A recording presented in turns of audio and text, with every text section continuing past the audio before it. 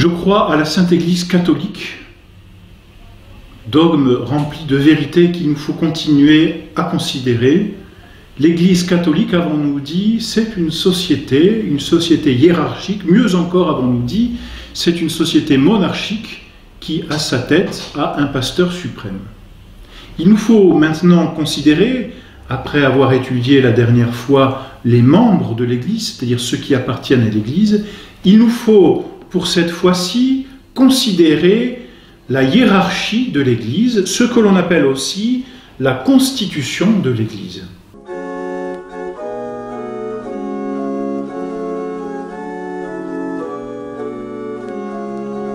L'Église est un corps social, c'est un corps hiérarchique. Il y a donc une autorité dans l'Église. Quelle est-elle? En quoi consiste-t-elle? Finalement, on distingue dans l'Église ceux qui ont l'autorité et ceux qui n'ont pas l'autorité.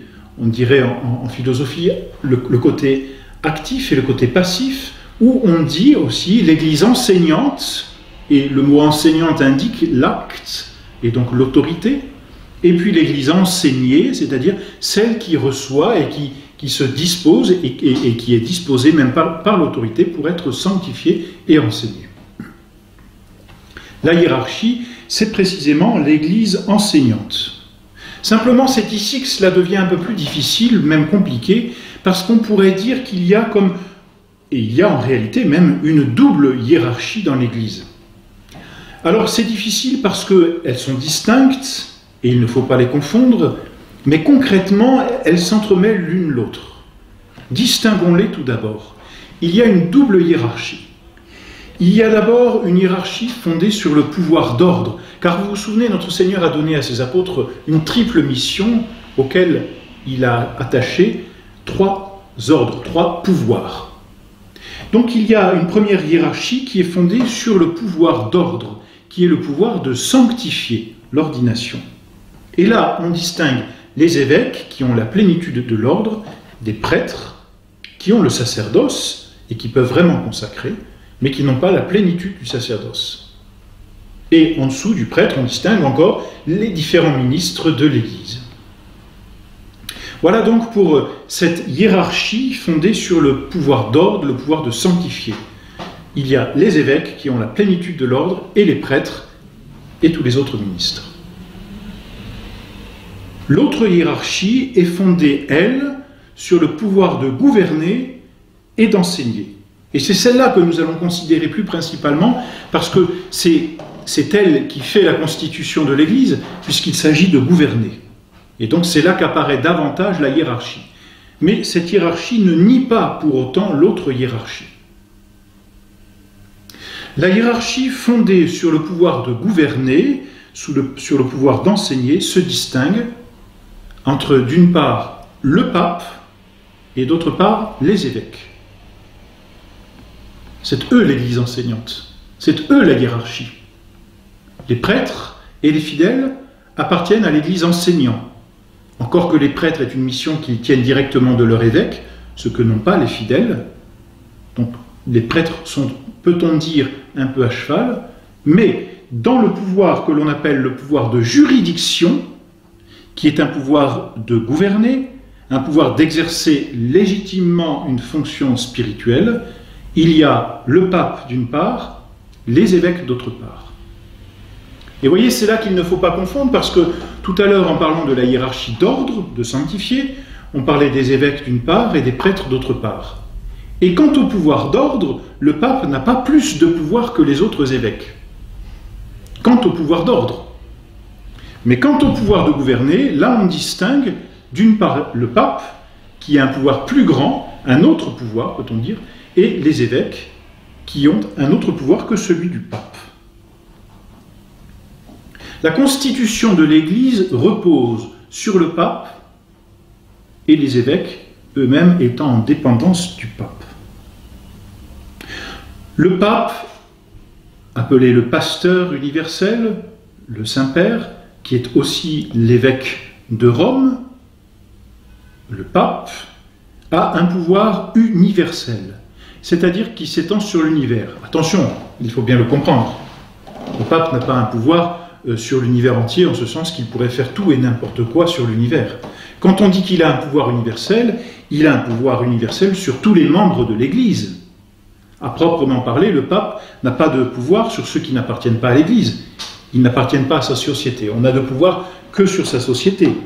Donc le pape a un pouvoir universel sur toute l'Église, et ce pouvoir, il le tient de notre Seigneur Jésus-Christ lui-même, tout comme Saint Pierre le tient de notre Seigneur. Le pouvoir du pape est donné par notre Seigneur. Certes, dit-on, et on le voit, le pape est élu par un collège de cardinaux. Ils se réunissent, quand un pape est décédé, les cardinaux se réunissent et élisent un nouveau pape. Ce collège, on l'appelle le Sacré Collège, ce sont les cardinaux, et les cardinaux, ce sont les conseillers du pape, qui sont évêques ou qui peuvent ne pas être évêques d'ailleurs. Les cardinaux, c'est ce collège qui vient aider le pape dans ses fonctions. C'est le conseil du pape, si l'on peut dire. Les cardinaux donc se réunissent et élisent un pape. Mais ce ne sont pas les cardinaux qui donnent au pape son autorité. Ce ne sont pas les cardinaux qui délèguent au pape quelque chose de leur autorité. Pas du tout. L'Église n'est pas une démocratie. Elle est une monarchie. Et l'autorité du pape vient de Dieu. C'est-à-dire que les cardinaux désignent un candidat, le candidat accepte ou non cette désignation, et quand il accepte, il reçoit l'autorité, non pas des cardinaux, mais de Dieu lui-même, de notre Seigneur Jésus-Christ. Et c'est en fonction de cette autorité qui lui vient d'en haut qu'il devient pape, et c'est alors que les cardinaux, c'est comme cela que ça se passe dans une élection papale, les cardinaux viennent se prosterner et reconnaître l'autorité supérieure du pape. Le pape n'est donc pas le simple égal de tous les autres cardinaux, et encore moins des évêques. Le pape n'est pas, comme on dirait, un primus inter pares en latin, c'est-à-dire la papauté n'est pas une primauté d'honneur parmi des égaux. Vous voyez, nous sommes tous égaux autour d'une table, et il y en a un auquel on donne un certain honneur, une certaine primauté. Mais en réalité, nous sommes tous égaux. Non, le pouvoir du pape n'est pas à égalité avec le pouvoir des évêques. Le pouvoir du pape est supérieur à celui des évêques. Et nous l'avions évoqué dans un cours précédent, lorsque notre Seigneur dit à Saint Pierre, « Paie mes agneaux, pour tout l'ensemble des fidèles, paie mes brebis, à la fin. Sois le pasteur des pasteurs, sois le pasteur des évêques. » Le pape a, sur les évêques, une véritable autorité. Il en est leur chef.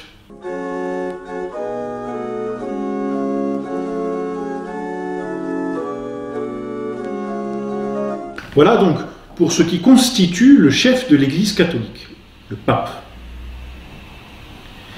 Dans cette autorité de juridiction, fondée sur le pouvoir de gouverner et d'enseigner, nous avons dit il y a d'une part le pape et d'autre part les évêques. Les évêques ont dans l'Église une véritable autorité. Ils sont les successeurs des apôtres en tant qu'évêques. En étant les successeurs des apôtres, ils ont un véritable pouvoir de gouverner dans l'Église, mais attention, ce pouvoir est une dépendance. Ils tiennent leur pouvoir du pape. C'est-à-dire que le pape, qui a un pouvoir universel sur l'Église, confie une partie de ce pouvoir à un évêque en lui attribuant un diocèse, c'est-à-dire une portion de son troupeau. Ainsi donc, l'évêque a un pouvoir qui lui vient directement du pape. Il tient son autorité dans son diocèse du pape.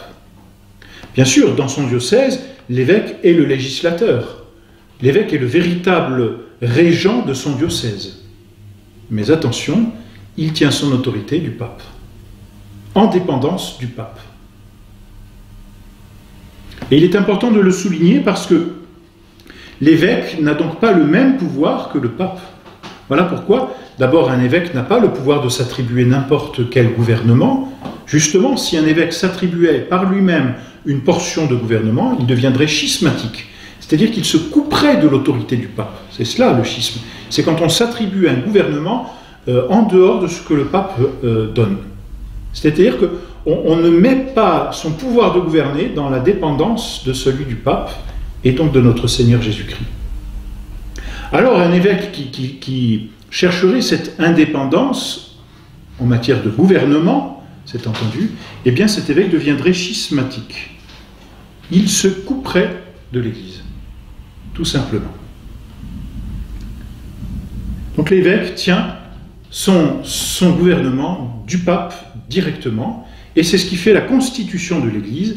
Il y a un pape, un seul pasteur, qui n'a pas besoin des évêques pour gouverner, qui peut gouverner seul, et par là on s'oppose à cette notion moderne de collégialité qui voudrait que le gouvernement dans l'Église se fasse par tous les évêques et au nom de tous les évêques. Non, l'Église est monarchique, tu es Pierre, et en disant cela, notre Seigneur s'adresse à Saint Pierre et non pas au collège des apôtres, et sur cette pierre je bâtirai mon Église.